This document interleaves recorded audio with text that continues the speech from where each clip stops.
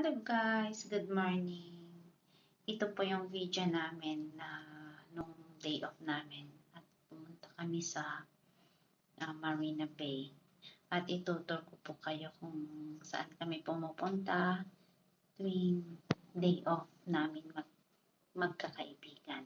Ayan, pumunta kami sa Marina Bay at sumubok kaming take ng cable car. At pagkatapos namin sa cable car, bumaba kami doon sa may Seloso. At yan na nga, yung mga kaibigan ko gustong magpa-picture doon sa may nakasulat na Seloso. Tapos pagkatapos namin dyan, umakyat na naman kami. Papunta na naman kami pabalik. Ayan, take kami ng escalator na napakahaba. Yan, kasama ko yung dalawa kong kaibigan. Tapos yun, lakad-lakad lang, lakad-lakad, malakad lang kami.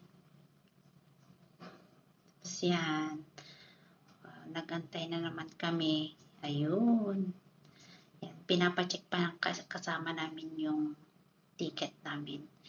At yun nga, sasakay na naman kami. Tapos pagkatapos namin doon sa cable car, pumunta naman kami kumain ng halo-halo. Yan, kasama ko mga kaibigan kong magaganda.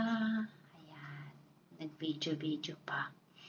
Tapos yan, pagkatapos namin, pumunta kami sa isang lugar kung saan umuupo ang mga tao at may ice cream na titinda at pinipilahan. At ayun nga, binidyo ko rin. At pagkatapos ng day off ko, hapon, bubukas yung garden namin. Ayan ang garden ko. Isang day pa lang siya.